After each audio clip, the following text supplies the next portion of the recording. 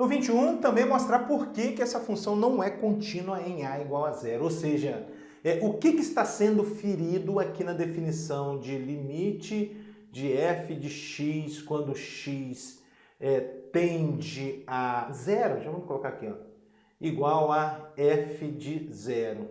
O que não está acontecendo aqui? Porque aqui temos, conforme discutimos, três condições aqui, né? O zero tem que estar no domínio da função, o limite de f de x quando x tende a zero tem que existir, e as duas coisas têm que ser iguais, o limite e o f de zero. Então, vamos primeiramente analisar se o zero está no domínio da função. Tá, olha aqui, ó, x igual a zero, o f de zero é igual a zero. Ó, o f de zero é igual a zero. Muito bem. Então, não foi a primeira condição aqui que foi ferida, né? O f de zero foi possível calcular. Agora vamos calcular o limite? Limite de f de x quando x tende a zero. A fim de calcular esse limite, eu vou calcular os limites laterais. Limite de f de x quando x tende a zero pela esquerda. Isso é a mesma coisa que limite quando x tende a zero pela esquerda de f de x, né? Como x está tendendo a zero pela esquerda, o x considerado é menor do que zero. E se x é menor do que zero, a função é cosseno de x. Cosseno de x. Bom, e quando o cosseno se aproxima de zero, melhor dizendo, quando o x se aproxima de zero, o cosseno se aproxima de 1, né? Então isso aqui dá 1. Muito bem. Agora eu vou calcular o limite à direita. Limite de f de x quando x tende a zero pela direita. É a mesma coisa que limite quando x tende a zero pela direita. Ó, x tender a zero pela direita significa que o x é maior do que zero. Se x é maior do que zero, a função vale 1 menos x ao quadrado. 1 menos x ao quadrado. Ah, isso quanto é que vai dar? Isso vai dar 1, né? Quando x se aproxima de zero, 0 ao quadrado dá 0 e 1 menos 0 dá 1. Olha só. Então, isso significa, isso aqui está me dizendo o seguinte, que o limite de f de x quando x tende a zero é igual a 1. Portanto, a segunda condição da definição de continuidade também está sendo satisfeita. Olha só, o f de zero existe, dá zero. O limite de f de x quando x tende a zero existe, dá 1. O que não está acontecendo? Não são iguais as duas coisas, né? O limite de f de x quando x tende a zero é diferente de f de zero. Ó, o f de zero é zero e o limite dá 1. Esse é o motivo pelo qual essa função não é contínua em A igual a zero. O limite de f de x quando x tende a zero é diferente de f de zero. Tá bom? Beleza. O gráfico agora, né? Então tá. Um esboço aqui em gráfico. Que mais ou menos só, tá?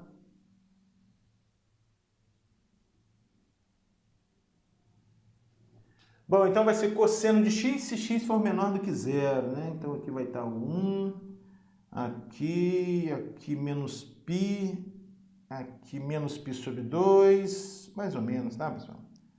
Tá. E vai embora. Aqui. É claro que continuaria à direita, né? A função cosseno em todo o seu domínio, na verdade. Só que essa lei de associação aqui só é válida para x menor do que zero. Então, x menor do que zero, tá? E aqui continua também. Mas aqui a gente não considera a parte direita e deixa uma bolinha aberta aqui porque é x menor do que zero. Pronto. Bom, agora vamos pensar na função 1 menos x ao quadrado. Que função é essa, pessoal? Ó, novamente deslocamentos, hein? X ao quadrado é a parábola com o vértice na origem. Esse menos aqui vai inverter, vai refletir em torno do eixo x. E esse 1 vai deslocar uma unidade para cima. Então vai ficar algo mais ou menos assim, ó. Mais ou menos a parábola, né? Só que a gente deve considerar apenas o x maior do que zero. Então a parte correspondente a x menor do que zero você vai apagar. Esse é o gráfico aqui, ó, que vai coincidir com esse, né? Ó. Muito bem, muito bem. E aqui vai estar o 1. Que mais? Que mais? O f de zero agora. Quanto é que dá o f de zero? Tá aqui, ó. Dá zero. Pronto, tá aí o gráfico da função. Realmente, o f de zero dá zero, conforme a gente discutiu. E o limite a direita e a esquerda dá 1, ou seja, o limite de f de x quando x tende a 0 dá 1. Ó. Mas não é igual ao f de 0. Tá? Vamos lá, o 22 explica por que essa função não é contínua em a igual a 3. Por que ela não é contínua em a igual a 3? Ou seja, o que está sendo ferido aqui, ó, limite de f de x quando x tende a 3 igual a f de 3. O que será que não está acontecendo aqui? Para que isso não ocorra, né? Primeiro, o f de 3 existe, né? O f de 3 existe, ó. O f de 3 vale 6, tá? Porque tem três coisas aqui nessa definição, né? O f de 3 tem que existir, o limite tem que existir e as duas coisas têm que serem iguais. Muito bem. Então a gente já sabe que o f de 3 é igual a 6, ou seja, o 3 está no domínio da função e sua imagem é 6.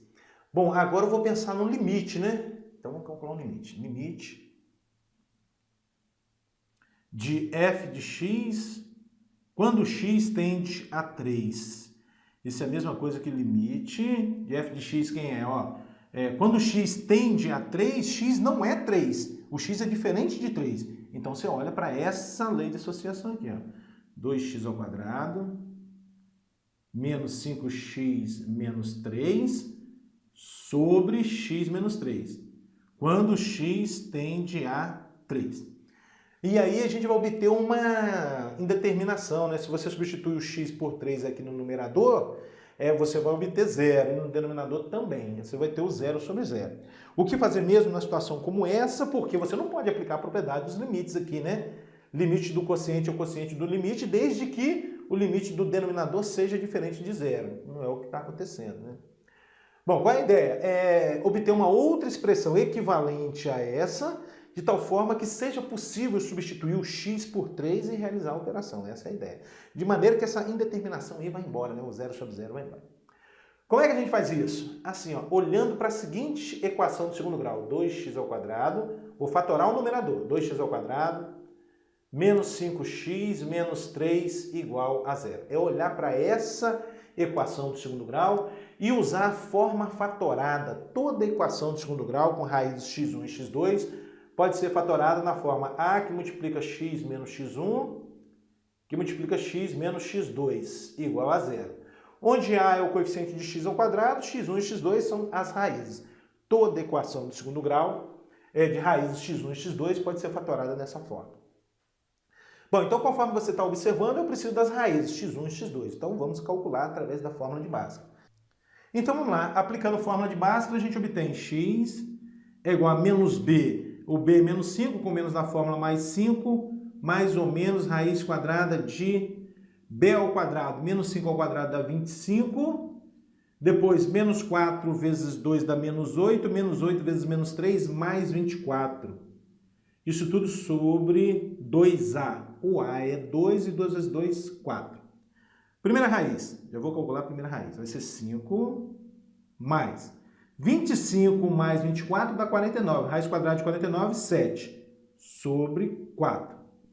5 mais 7 dá 12, dividido por 4 dá 3. Depois x2. 5 menos 7 sobre 4...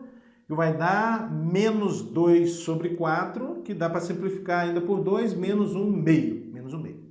Logo, qual vai ser a forma fatorada dessa equação do segundo grau? Essa aqui, ó, 2, que multiplica x menos a primeira raiz. Estou olhando para cá agora, ó.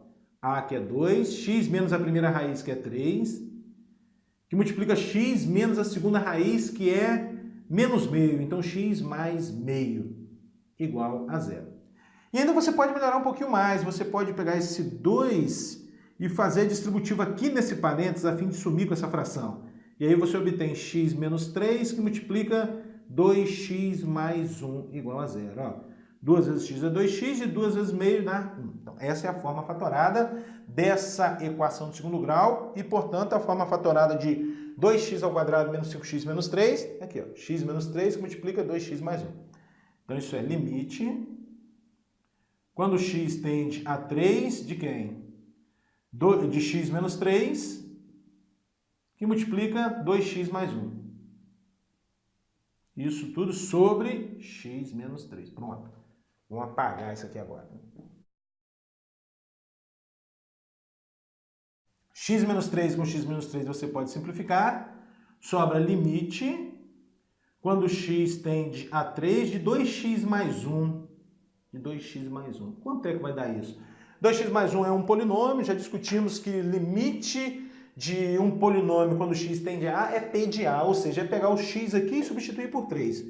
É 2 vezes 3 mais 1, isso vai dar 7. Olha aí, então o que está acontecendo? Olha só, o f de 3 existe e dá 6, o limite de f de x quando x tende a 3 existe e dá 7, mas essas duas coisas não são iguais, né? O limite de f de x quando x tende a 3, ó, é diferente do f de 3. Então, por que essa função não é contínua? Porque o limite de f de x quando x tende a 3 é 7, que é diferente do f de 3, que é 6. Esse é o motivo pelo qual essa função não é contínua. Agora o gráfico, né? Vamos lá. Vamos pensar no gráfico. Bom, então, para o gráfico dessa função, a gente olha para a função assim, ó, f de x igual a... Essa simplificação aqui a gente fez, ó, simplificando isso aqui, o que a gente obteve? 2x mais 1. Então vai ser 2x mais 1, se x é diferente de 3, e 6 se x for igual a 3. Vamos ao gráfico. Vou fazer aqui mesmo.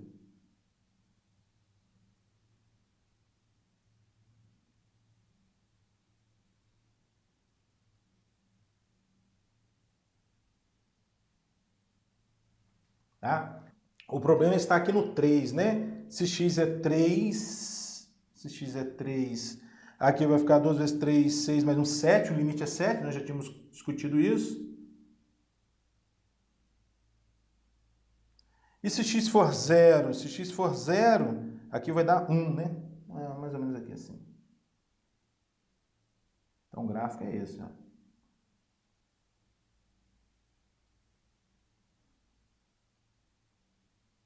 Muito bem. Só que aqui a gente tem que deixar uma bolinha aberta, porque a imagem de 3 não é 7, a imagem de 3 é quem? É 6. Então aqui você deixa uma bolinha aberta aqui, ó. Bolinha aberta e coloca uma bolinha fechada aqui para dizer que a imagem de 3 é o 6. Pronto. Esse é o gráfico.